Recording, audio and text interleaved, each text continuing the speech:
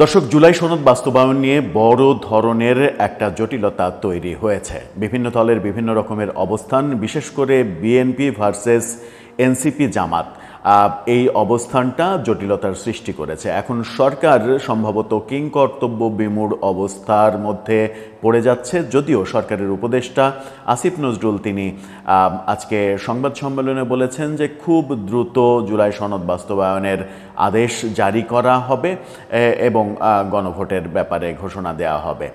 এই কথা যখন বলছেন তখন বিএনপি আজকে সংবাদ সম্মেলন করে তার অবস্থান স্পষ্ট করে দিয়েছে। অন্যদিকে জামাত এবং এনসিপি বিএনপিকে নানা ধরনের খোঁচা দিচ্ছে। এরই মাঝে আমরা দেখছি বিএনপি অলরেডি সামাজিক যোগাযোগ মাধ্যমে না ভোটের ক্যাম্পেইন শুরু করে দিয়েছে। পরিস্থিতি কোন দিকে যাচ্ছে সেই ব্যাপারটা একটু বুঝে ওঠার চেষ্টা করব। বিশেষ করে এনসিপি নেতাদের খুবই খোঁচা মারা কথা এবং রাজনীতিতে খুবই অশালীন কথা হিসেবেই বিবেচিত হতে পারে ব্যাপারগুলো, সেগুলো একটু বুঝে ওঠার চেষ্টা করবে এই ভিডিওতে। থাকবেন পলিটিক্স টিভির নিয়মিত আয়োজনে।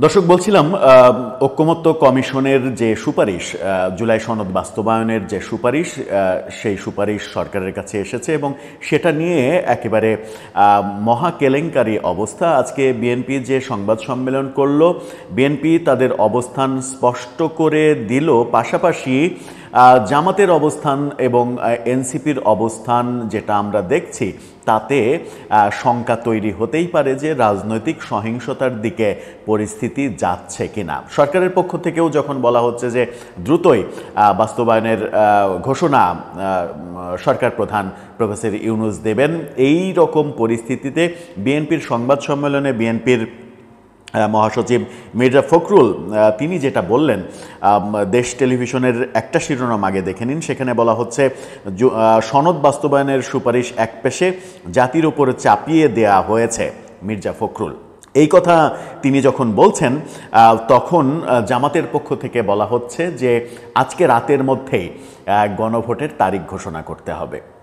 মানে খেলাটা বেশ ভালোভাবে জমে গেছে। মির্জা ফখরুল যেটা বললেন, ভয়াবহ যে অভিযোগগুলো করলেন, সেটা হচ্ছে যে বাস্তবায়নের সুপারিশ করা হয়েছে সেটা একপেশে যেমন, তেমনি মারাত্মক অভিযোগ সেটা হচ্ছে যে জুলাই সনদে স্বাক্ষরের পরে এই সনদে অনেক পরিবর্তন আনা হয়েছে যেটা দলগুলোর অনুমতি নেওয়া হয়নি।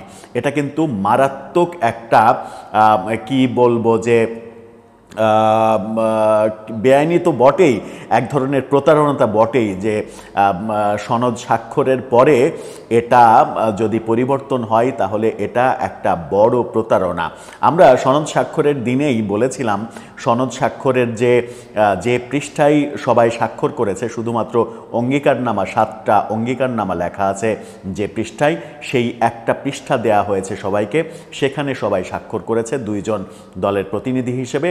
সেটা নিয়েই কথা বলছিলাম যে একটা স্বাক্ষর অনুষ্ঠান সাধারণত কি হয় যে আমি একটা দলিলে স্বাক্ষর করলাম, স্বাক্ষর আমি 2টা দলিলে করব, একটা আমার কাছে থাকবে আর একটা আমি আমার কর্তৃপক্ষকে কিংবা আমি যার সঙ্গে স্বাক্ষর করছি তাকে দেব। আমার কাছে থাকবে এই কারণে যে সেই দলিলটা যেন কোনো ধরনের কোনো টেম্পারিং করার সুযোগ না থাকে, পরিবর্তন করার সুযোগ না থাকে, তার প্রমাণপত্র হিসেবে আমি আমার কাছে রাখব। কিন্তু সেরকম কোনো অপশন সেই জুলাই সনদ স্বাক্ষর অনুষ্ঠানে আমরা দেখিনি। স্বাক্ষর নেওয়া হয়েছে শুধুমাত্র অঙ্গীকারনামার পাতায়। পুরো যে জুলাই সনদ যেটার ভিত্তিতে স্বাক্ষর করা হলো সেটা সেখানে উপস্থাপন করাও হয়নি, সেই দলিল সেখানে সংযোজন করাও হয়নি। সুতরাং সরকারের পক্ষে এটা খুবই সহজ পরবর্তীতে নিজের ইচ্ছা মতো বিভিন্ন জায়গায় পরিবর্তন করার, এবং সেটাই সরকার করেছে বলে বিএনপি অভিযোগ করছে। এটা যদি সরকার করে থাকে তাহলে এটা রাজনৈতিক দলগুলোর সঙ্গে, জাতির সঙ্গে একটা চরম বেইমানি, চরম প্রতারণা হিসেবে দেখা হবে। আমি নিশ্চিত নই যে সেটা সত্য কিনা। যদি বিএনপির অভিযোগ সত্য হয়ে থাকে তাহলে এটা নিয়ে একটা চরম ধরনের ক্রাইসিস তৈরি হতে চলেছে।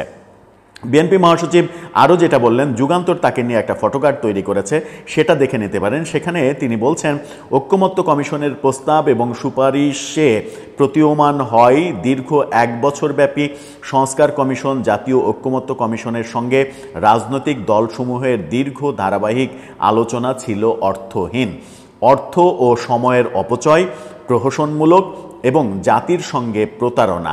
গণতন্ত্রের রাজনৈতিক দলগুলোর ভিন্ন মত থাকবে, এটাই স্বাভাবিক। তিনি যেটা এই কথার মাধ্যমে বোঝাতে চেয়েছেন সেটা হচ্ছে যে দীর্ঘ 1 বছর ব্যাপী যে ঐকমত্য কমিশনের যে কার্যকলাপ হলো, দলগুলোকে নিয়ে মিটিংয়ের পর মিটিং, খানা পেনা, টেলিভিশনে সরাসরি সম্প্রচার, এই যে কোটি কোটি টাকার বারোছড়াদ্দ করা হলো, তার প্রতিফলন এই কমিশনের সুপারিশে দেখা গেল না। কমিশন বাস্তবায়নের সুপারিশ যেটা দিয়েছে সেটা তারা বলেছে যে তারা যে প্রস্তাবনা দিয়েছিল, যে প্রস্তাবনার উপরে ঐকমত্য কমিশন আলোচনা করেছে, সেই প্রস্তাবনার উপরেই গণভোট হবে। তাহলে আলোচনার দরকার কী ছিল? তাহলে দলগুলো যে দ্বিমত করলো যে যে বিষয়ে, সেই দ্বিমত, দলগুলোর দ্বিমতের প্রসঙ্গগুলো কোথায় যাবে? তার মানে হচ্ছে যে পুরোটাই দলগুলোর সঙ্গে একটা সার্কাস খেলা হয়েছে, যেটাই মির্জা ফখরুল বলেছেন। কিন্তু সব থেকে ভয়াবহ ব্যাপার যেটা, সেটা হচ্ছে যে এনসিপি নেতা নাসিরউদ্দিন পাটোয়ারির মন্তব্য। তার মন্তব্যটা একটু দেখে নিন। তিনি বলছেন, বিএনপি বিবাহে রাজি হয়েছে, কাবিননামায়ও সাইনও করেছে, এখন আর না বলার অপশন নেই। খুবই উল্লেখযোগ্য কথা। দেখুন, তারপরে আমি ব্যাখ্যায় যাচ্ছি পরে। তারপরে বলছেন তিনি, বিএনপির জন্ম হয়েছিল হ্যাঁ ভোটের মাধ্যমে, মৃত্যু হবে না ভোটের মাধ্যমে। কি মারাত্মক একটা কথা! মারাত্মক কথা প্রথম অংশ বলি, সেটা হচ্ছে যে বিএনপির বিবাহে রাজি হয়েছে এবং কাবিননামায় সইও করেছে, এখন আর না বলার অপশন নেই। তার মানে হচ্ছে যে বিএনপি জুলাই সনদে রাজি হয়েছে এবং জুলাই সনদে স্বাক্ষর করেছে। এখন জুলাই সনদ নিয়ে যাই হোক না কেন, ঐকমত্য কমিশন সেটা পরিবর্তন করুক, সেটা গণভোটে যেভাবে যা ইচ্ছা তাই করুক, বিএনপি বাধ্য সেখানে হাঁ বলতে। তার মানে হচ্ছে যে বিএনপির সঙ্গে কিংবা রাজনৈতিক দলগুলোর সঙ্গে এই যে এটার যে একটা পরিকল্পিত প্রতারণা, সেটা এই কথার মাধ্যমে প্রমাণিত হয়। এই কথার মাধ্যমে যেটা প্রমাণিত হয় সেটা সরকারকে মেনে নিতে হবে, অথবা সরকারের নাসিরউদ্দিন পাটোয়ারির এই মন্তব্যের প্রতিবাদ করতে হবে এবং বলতে হবে যে এই ধরনের মন্তব্য কোনোভাবেই গ্রহণযোগ্য নয়। দ্বিতীয় অংশে যেটা বলছেন সেটা হচ্ছে যে বিএনপির জন্ম হয়েছিল হাঁ ভোটে এবং মৃত্যু হবে না ভোটে। গতকালকে থেকে দেখছি যে বিএনপি না ভোটের ক্যাম্পেইন করছে এবং কৌশলে তারা করছে যে নির্বাচনের আগে গণভোট নয়, গণভোটকে না বলুন, এভাবে করছে।